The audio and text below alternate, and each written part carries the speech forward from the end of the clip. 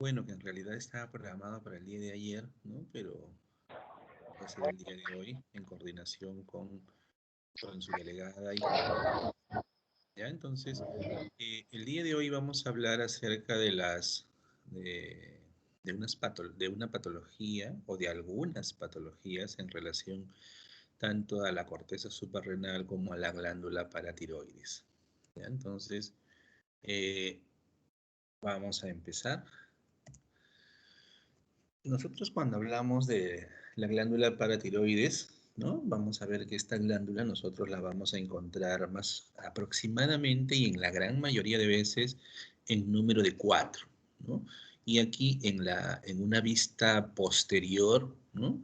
Observamos pues que las glándulas paratiroides son pequeñas estructuras localizadas pues muchas veces en la superficie posterior o en la parte posterior de los lóbulos tiroideos, ¿no?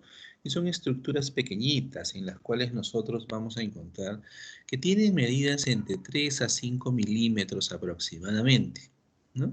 Y que estas van a estar conformadas pues por dos tipos de células, ¿no? Las células principales y las células oxífilas, ¿no?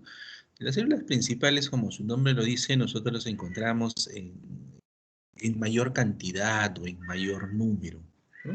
Y estas van a ser células poligonales, las cuales van a presentar núcleos uniformes, los cuales tienen forma redondeada, son centrales, ¿no? Y su citoplasma generalmente puede variar desde un claro hasta un rosado, por decirlo así, ¿no? A diferencia de las células oxífilas. Las células oxífilas generalmente son elementos celulares, los cuales no son predominantes, pero que tienen un tamaño un poco más grande que las células principales, ¿no? Y su citoplasma nosotros lo vamos a ver de una tinción más acidófila, ¿no?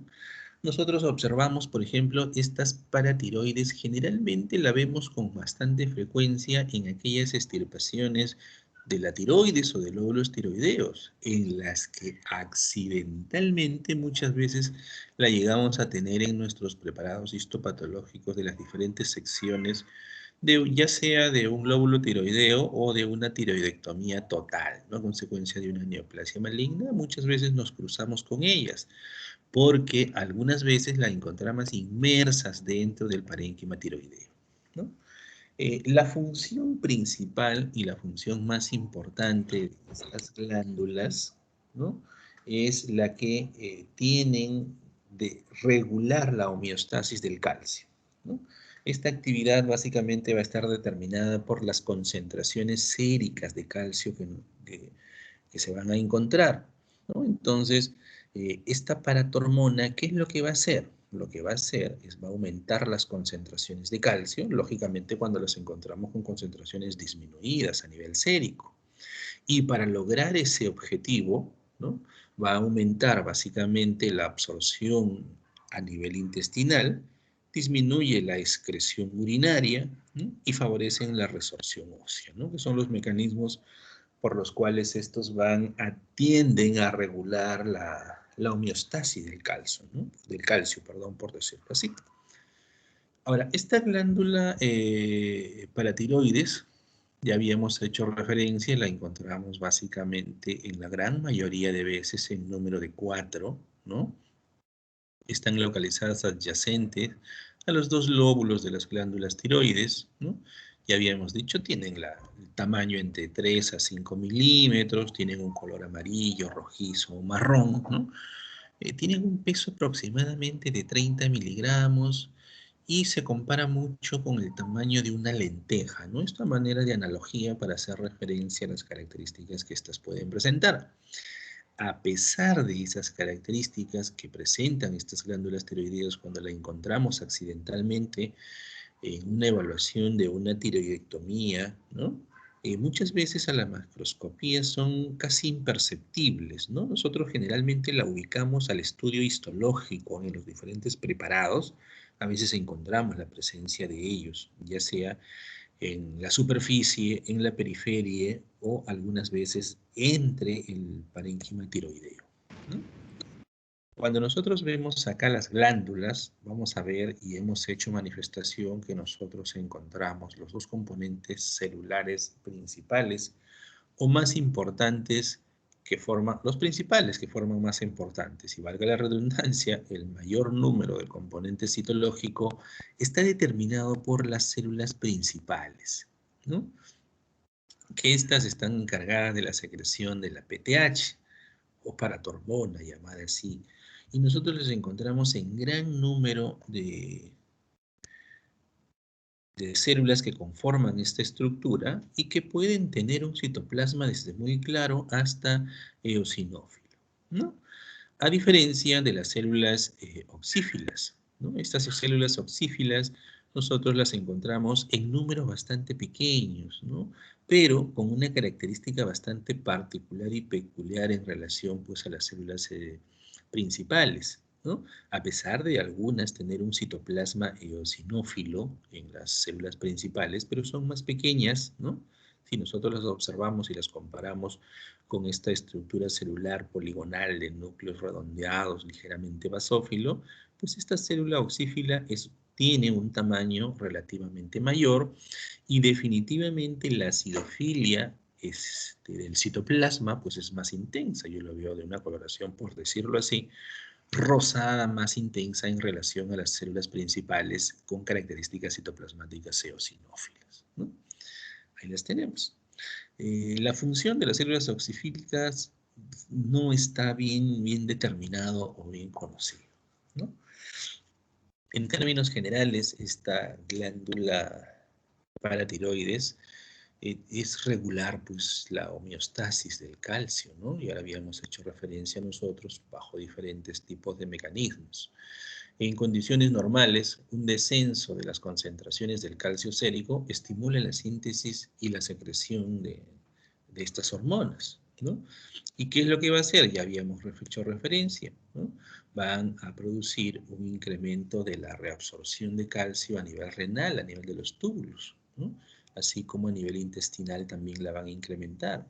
Pero estas asociadas directamente con concentraciones de calcio a nivel intestinal también aumentan la absorción de fósforo y a nivel de renal disminuyen estos. Nosotros, ¿qué más podemos ver?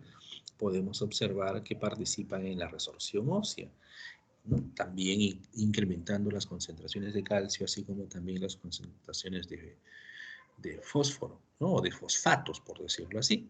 Y todo en conjunto van a condicionar, pues, que se incrementen las concentraciones de calcio, ¿no? Lógicamente, va a depender mucho de las concentraciones séricas de este calcio, ¿no? Entonces, si tengo yo bajas concentraciones de calcio a nivel sérico, ¿no? O en sangre, pues definitivamente se va a estimular la producción de esta hormona para compensar estas concentraciones. Y en relación, pues, a las funciones de estas hormonas, pues, de estas glándulas, ¿no? Definitivamente nosotros vamos a tener un comportamiento relacionado con incremento en su función, así como también como relacionado a la disminución. Entonces, en ese sentido, nosotros vamos a tener un hiperparatiroidismo primario, ¿no? Lo cual nosotros vamos a encontrar una hipersecreción autónoma de esta hormona paratiroides o la PTH que provoca hipercalcemia y trastornos en los órganos diana, en los órganos que hacen sus efectos. ¿Qué me podría a mí originar, pues, que se produzca un incremento o un hiperparatiroidismo primario? Dentro de las principales causas que nosotros podemos encontrar relacionadas a esta patología, ¿no? Tenemos que desde el 85 al 90%, ¿no? Los adenomas son los que me van a condicionar este tipo de patología, ¿no? Y los adenomas en relación, pues, al incremento del tamaño de esta por, por esta, por una sobrepoblación, por decirlo así, de sus componentes celulares. Entonces, un hiperparatiroidismo primario, el agente causal más importante son los adenomas. En frecuencia o de presentación de esta patología le siguen pues las hiperplasias primarias, tanto difusas como nodulares, y juegan un papel también parte de esto, que forman parte de esto, pero casi en cantidades porcentuales muy pequeñas los carcinomas, ¿no? A esta zona. Muchos casos pueden ser asintomáticos o cuando hay síntomas dependen de hipercalcemias, ¿no? Que están relacionados a polidipsias o poliurias, afectaciones renales relacionadas pues, a la presencia de litiasis o afectaciones óseas en las osteoporosis y las fracturas. En las imágenes acá observamos pues, un adenoma paratiroideo y en estas inferiores pues relacionados a un carcinoma, ¿no? Que si bien es cierto pueden condicionar este hiperparatiroidismo primario, pero en valores porcentuales muy pequeños, ¿no? Para hacer el diagnóstico, definitivamente las pruebas bioquímicas para valorar la necesidad de extirpación de la lesión paratiroidea, ¿no? Que me está condicionando pues mi patología, porque si yo tengo ahí un adenoma o tengo un carcinoma que me está condicionando pues este hiperparatiroidismo primario, definitivamente tendré que sacarlo, ¿no? Es la conducta terapéutica más adecuada. Y para esto yo puedo realizar una gamografía, ¿no? O puedo incluso, ¿no? Podría realizar una ecografía. Recordar que el estudio ecográfico pues juega un papel importante relacionado pues uno al tipo de equipo que vamos a utilizar para evidenciar este tipo de patologías, así como también la experiencia del, del radiólogo, ¿no? Para poder observarlas. Y las tomografías y la resonancia, pues definitivamente que incluso nos van a poder permitir observar este tipo de glándulas de localizaciones ectópicas. Acá tenemos pues las características histológicas en relación a un adenoma, ¿no? Donde básicamente está determinada por una zona de localización, una zona que está bien definida, como las presentan todas las neoplasias de tipo benigna, donde hay una proliferación de los componentes celulares, tanto de las células principales como las células oxifilas, ¿no? Entonces, el componente es un incremento en su número de bordes bastante bien definidos que me puede determinar, pues, este tipo de patología. En cuanto al hiperparatiroidismo secundario, ¿no? Va a estar relacionado a cualquier trastorno que produzca hipercalcemia crónica, ¿no? Lo que a su vez provoca una hiperactividad compensatoria de las glándulas paratiroides. Y aquí tenemos que podrían estar relacionadas una insuficiencia renal crónica o una hipovitaminosis de tipo D, ¿no? Esas nos condicionan pues un hiperparatiroidismo, pero la disminución también en la función de estas hormonas, de estas glándulas, perdón, que van a estar relacionadas pues a un hipoparatiroidismo, ¿no? Son patologías de presentación muy poco frecuentes y es debido a una disminución de la secreción del PTH, que va a llevar pues a hipocalcemia y a una disfunción de la remodelación ósea. Dentro de las causas, las que habíamos hecho referencia iniciando la clase, ¿no? Que nosotros nos encontramos con las glándulas paratiroides de forma accidental en una tiroidectomía, ¿no? O una resección del lóbulo tiroideo, ¿no? A veces en los cortes encontramos las glándulas paratiroides y eso es provocado por una cirugía, ¿no? En la cual, por decirlo así, se llevaron la glándula paratiroides, ¿no? Es una de las causas, ¿no?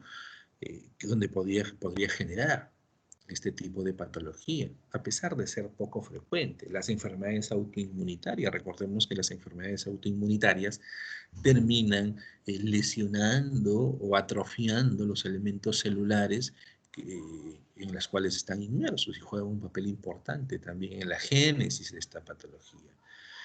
Problemas autosómicos dominantes, aislados familiares, ausencias congénitas que son mucho más raras ya, pero que también podrían condicionarme un hipoparatiroidismo, perdón, un hipoparatiroidismo. En cuanto al diagnóstico, la asociación de hipocalcemia, hiperfosfatemia y concentraciones inapropiadas bajas de PTH pues juegan un papel muy importante para orientar el diagnóstico y el tratamiento calcio oral, derivados de la vitamina D, que nos permitan mantener las concentraciones dentro de los valores normales, por decirlo así. Dentro de las características clínicas en relación a esta patología, vamos a ver diferentes tipos de características, ¿no? Aquí tenemos pues desde convulsiones, demencia, psicosis, trastornos extrapiramidales, cataratas, hipertensión intracraneal. Todos esos dentro de las afecciones del sistema nervioso central. O también podemos encontrar parestesias, espasmos carpopedales, el signo de Bostek o de Trousseau, ¿no? Que están relacionados esto básicamente a patologías que pueden originarme calambres o dolores intensos, o así también como que la estimulación del nervio facial en el Chopstick me puede condicionar contracciones tanto de los músculos oculares como los músculos a nivel de las fosas nasales o de la cavidad oral, ¿no? Dentro de las características clínicas dérmicas, dermatitis, eczema, psoriasis, alopecia, ¿no? Psoriasis, alopecia, alteraciones unguiales, ¿no? Y dentro del sistema neurocardiovascular disminuye la contractilidad miocárdica, así como también puede estar relacionada a una insuficiencia cardíaca, o puede condicionar que alarga los intervalos QT en el electrocardiograma, ¿no? Y disminuye la sensibilidad a los digitales. En el sistema endocrino termina condicionándonos una insuficiencia suprarrenal, ¿no? Cuando nosotros pasamos a las glándulas de la corteza suprarrenal o la corteza, la corteza suprarrenal, nosotros ahí tenemos que ver desde ya cómo en la corteza suprarrenal, ¿no? O en las glándulas suprarrenales, nosotros vamos a qué elementos nos vamos a encontrar en esa zona. Acá, por ejemplo, esta es una eh, glándula suprarrenal, donde nosotros ¿qué vamos a observar? Vamos a observar desde tres zonas bastante importantes, ¿no?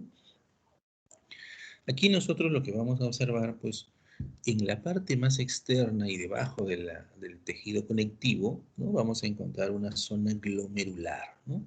Y si nosotros observamos y tratamos de definir, pues hay unas estructuras eh, tipo glomeruloides, a las que se les ha llamado, ¿no? Eh, la zona glomerular. En esta zona glomerular, la producción, la función radica en la síntesis de mineralocorticoides, principalmente pues la producción de aldosterona. Inmediatamente por debajo de esta zona, lo que nosotros vamos a observar es la zona fascicular, ¿no?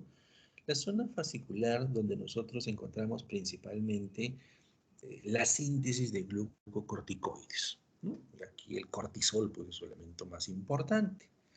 Y más hacia abajo encontramos la presencia o la zona más interna, por decirlo así, de esta corteza, encontramos una zona reticular, ¿no?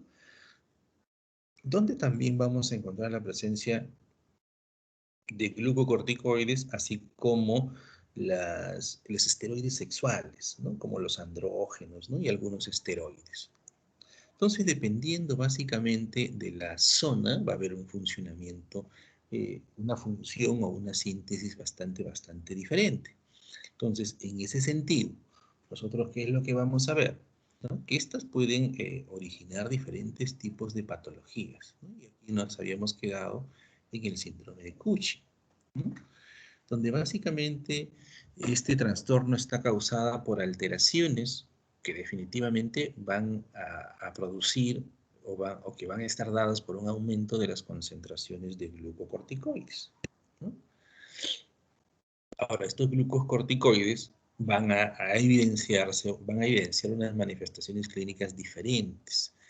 Y nosotros podemos encontrar que este síndrome de Cushing puede tener un origen exógeno, ¿no? O iatrógeno, ¿no? Que se debe a la administración de esteroides o de ACTH, los pacientes que presentan fenotipo Cushing, ¿no? Generalmente nosotros los evidenciamos en aquellos pacientes pues, que reciben tratamientos con estos agentes, ¿no? Para tratar de manejar su enfermedad de fondo, pero terminan pues evidenciando este tipo de síndrome o este tipo de patología.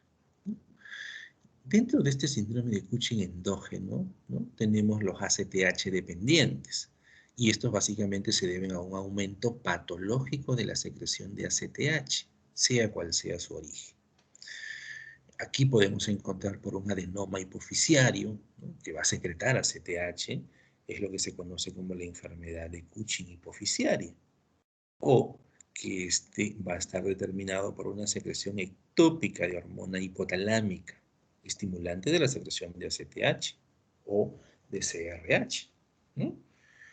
Y aquí vamos a tener que me pueden condicionar esto los tumores carcinoides de pulmón, el timo, a nivel del intestino, ¿no? Los carcinomas o de páncreas, carcinomas microcíticos del pulmón, tumores de los islotes del páncreas, el carcinoma medular de tiroides, el feocromocitoma, ¿no?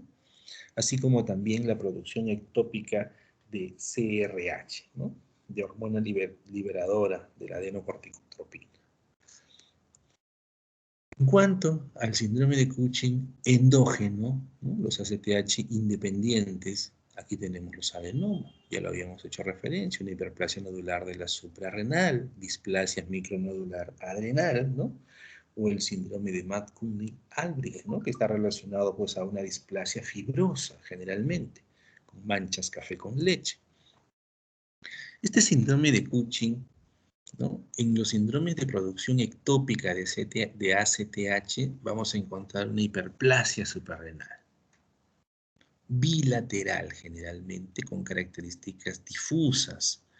La mayoría de los casos de la enfermedad de Cushing están relacionados a pequeños microadenomas que pueden medir de 3 a 10 milímetros y que las características en este síndrome de Cushing son típicas, ¿no?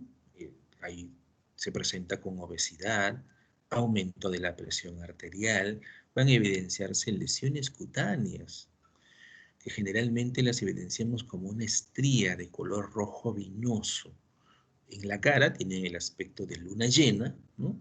Unas caras redondas, ¿no? Y que en la región abdominal y en la parte posterior del cuello tienen un aspecto de joroba, por decirlo así, ¿no? Que es la acumulación de brazos.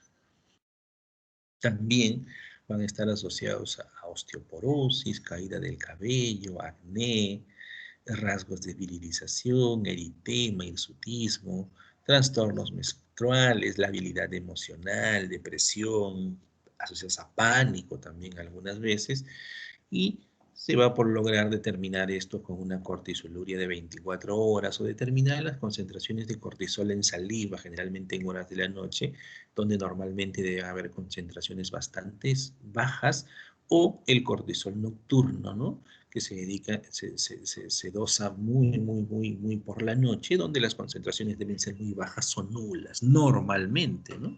Y que en esta patología las vamos a encontrar elevadas. En referencia a la enfermedad de Addison, ¿no? La enfermedad de Addison va a estar caracterizado básicamente por languidez y debilidad generalizada, una actividad hipocinética del corazón, irritabilidad gástrica, cambios en la coloración de la piel. La insuficiencia primaria es bastante rara, pero puede aparecer a cualquier edad y afecta generalmente a ambos sexos por igual. Y aquí vamos a estar frente a una destrucción progresiva de las suprarrenales, ¿no? Si en la anterior, en la glándula suprarrenal, encontrábamos una sobreproducción generalmente ocasionada por los adenomas, ¿no? De los glucocorticoides, acá lo que va a haber es una destrucción de las suprarrenales. La causa más frecuente es la atrofia suprarrenal que, idiopática, ¿no? Que no se conoce la causa que la va a generar, o la destrucción autoinmunitaria generalmente, pero independientemente de la causa que me puede originarse, hay una destrucción de las suprarrenales que me va a condicionar esta languidez, debilidad. Y tenemos la glándula, ¿no? Entonces, ¿qué es lo que vamos a ver nosotros? Aquí las diferentes zonas, ¿no? Y esta zona se va a atrofiar, ¿no? ¿Cómo la vamos a ver? De esta manera, pues miren, se atrofia la corteza, la glándula suprarrenal, ¿no? Y como se atrofia la glándula suprarrenal, nosotros vemos una normal y una más pequeñita, como la observamos en la imagen. O las zonas de afectación, ¿no? Donde se ve la zona de la corteza renal, pues bastante disminuida en su espesor y en su volumen. Esto más o menos está relacionada a lo normal, ¿no?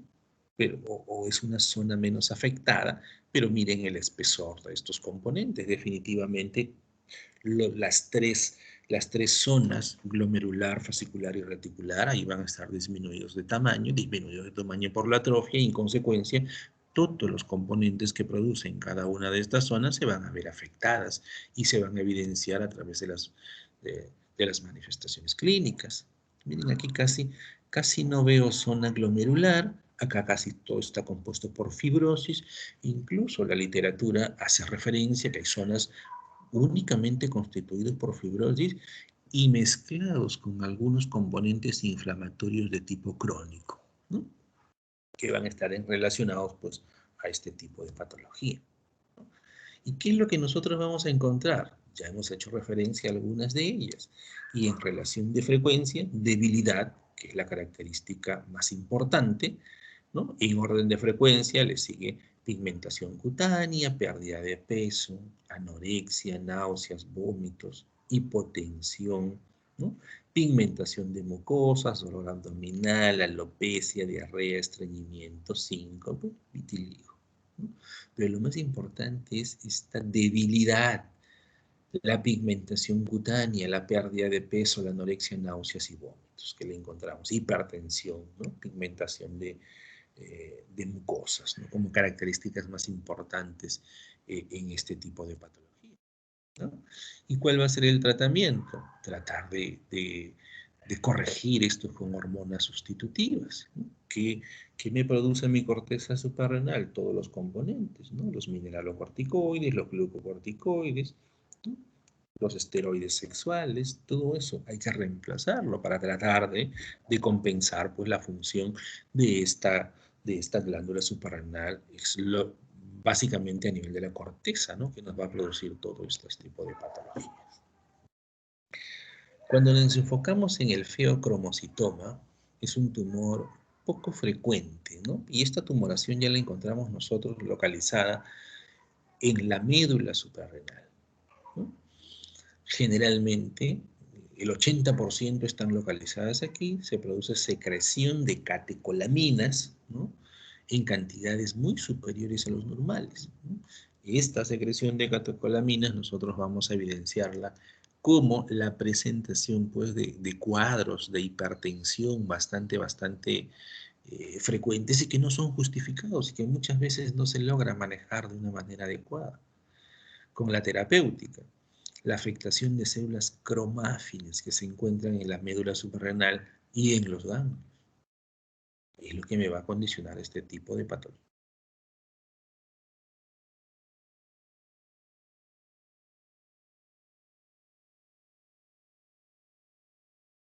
Y una de las descripciones que nosotros observamos, ¿no?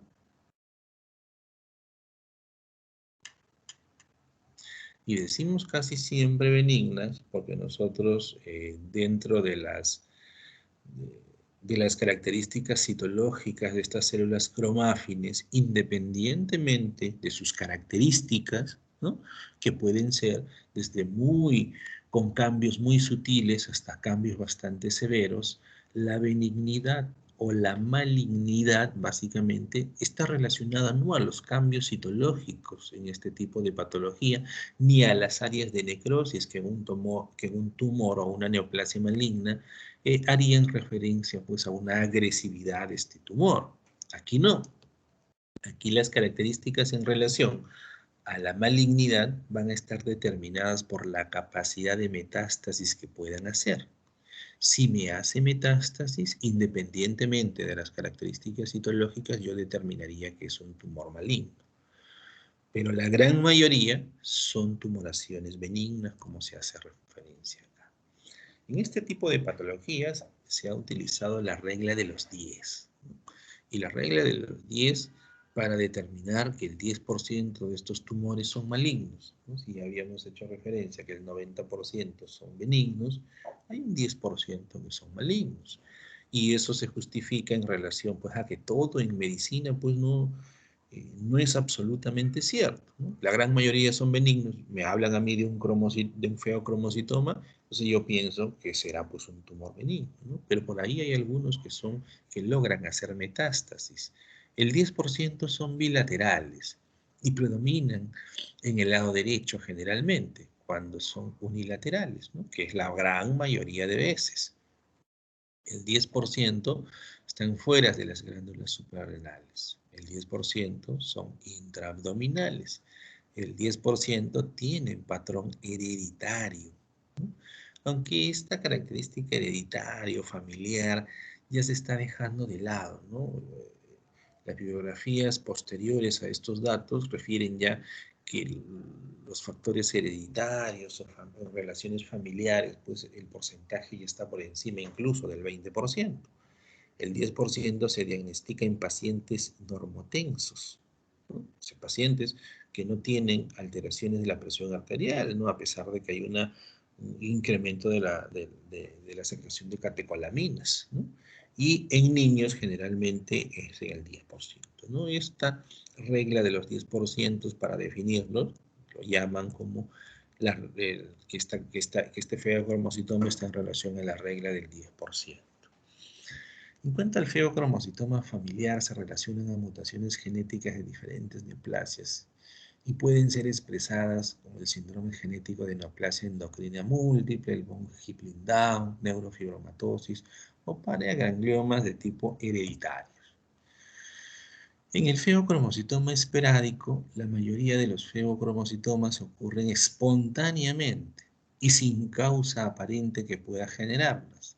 Se presenta por primera vez en familias, ¿no? Y pueden deberse, a cambios o problemas en los genes, ¿no? Y no es una tumoración bien conocida todavía. En cuanto a la clínica, la secreción o la de catecolaminas que se va a generar en este tipo de patología, ¿no? Está relacionada básicamente a una hipertensión, la cual generalmente no es bien manejada o no se maneja de una manera adecuada a pesar del tratamiento, no cede en los cuadros hipertensivos. Esto está asociado a problemas de aumento de la frecuencia cardíaca, palpitaciones, cefaleas, temblores, sudoraciones, ¿no? Sensación de temor, dolor abdominal o torácico, así como también náuseas y vómitos. Y acá tenemos, pues, en la imagen, ¿no? En la imagen, ¿qué es lo que estamos observando? Si nosotros observamos todo esto, miren, ve, todo esto es una glándula suprarrenal, ¿no? Todo esto es una glándula suprarrenal. ¿Cómo yo defino eso? Cuando observo en estas zonas, miren la zona medular y la zona cortical, ¿no? En mi zona cortical yo estoy observando y puedo ver, a pesar de estar en un panorámico a menor aumento, esto estará pues a 4X, ¿no? O menos, ¿no? Observamos pues tanto las zonas glomerulares, fasciculares o reticulares, ¿no? Y la zona medular, aquí está. Esta es mi zona medular, ¿no? Entonces, cuando yo analizo mi zona medular, me voy acá y miren en mi zona medular, ¿cómo encuentro esta masa? Toda esta masa, ¿no? Aquí está. Ahí está mi masa. Y es una tumoración que nosotros podemos encontrar en zona medular. Aquí está. Aquí la estoy observando. Gigante, ¿no? En relación a las características normales de esta patología. Paso a mayor aumento y ¿qué voy a ver? Proliferación abundante de estas células cromáfines, ¿no? Aquí están, hay una proliferación bastante masiva de estas, formando grupos celulares con áreas incluso, eh, con pequeñas áreas de hemorragia, ¿no? A este nivel. Y lo que voy a encontrar yo es una tumoración compuestos por una proliferación de este componente celular, células cromáfines que en sí los cambios citológicos que yo puedo observar, miren, ve, a mayor aumento nosotros podemos observar y cualquiera podría decir, pero este núcleo que está relativamente grande en relación con las demás estructuras, ¿no? no podríamos hablar de una eh, eh, diferencias en los tamaños, tanto celulares como nucleares, como un polimorfismo celular, como un polimorfismo nuclear, ¿no? Que son características que están en relaciones a neoplasias malignas. Y sí, podríamos hablar de que hay un núcleo grande, otro núcleo hipercromático, algunas células fusiformes alargadas, pero esas características, a diferencia de las otras patologías, habíamos hecho referencia a nosotros que no son criterios para lograr determinar que estamos frente a una patología maligna. Recordemos que el 90% de estas tumoraciones están en relación a benignidad y que las características o la presentación maligna de esta patología está en relación básicamente a si hacen o no metástasis. Esa es la característica más importante. Los núcleos son redondeados, regulares, no hay una hipercromasia en la gran mayoría de estos elementos nucleares y lo que encontramos son unos gránulos en el interior del citoplasma de cada uno de estos elementos celulares, que son los que van a permitir la secreción de catecolaminos, ¿no? Eso que le da, sí, una característica ligeramente basófila al citoplasma, ¿no? Entonces, ahí lo tenemos. Entonces, es una patología benigna, generalmente la encontramos en la médula de la corteza suprarrenal. Bueno, jóvenes, esa era la presentación asignada para el día de hoy, ¿no? Eh, si alguien tuviera algún comentario, alguna pregunta, la pueden hacer, ¿no? Sin ningún inconveniente, algún aporte también, ¿no? Sin ningún problema, ¿ya? Eh, con mi grupo, manifestarle a mi grupo a las 5:30, por favor, jóvenes, empezamos la práctica, ¿no? En estos momentos voy a proceder a crear el grupo, porque no lo he creado todavía, lo voy a crear y a las 5:30 en punto estaríamos iniciando la práctica en esta tercera unidad con el grupo que tenemos programado. ¿De jóvenes? En este momento, Muchas gracias, doctor, por la clase. ya, ok. Solamente que descargue, por favor, la Sí, sí, asistencia sí, y sí. si puede subir la clase del día de hoy también, no se olvide. Sí, ahorita ya estamos descargando y ahorita la subo porque si no me olvido más tarde. ¿Ya? Ahorita la subo inmediatamente. Ok. Ya, muchas gracias, doctor. Muy buenas tardes con todos. Buenas tardes.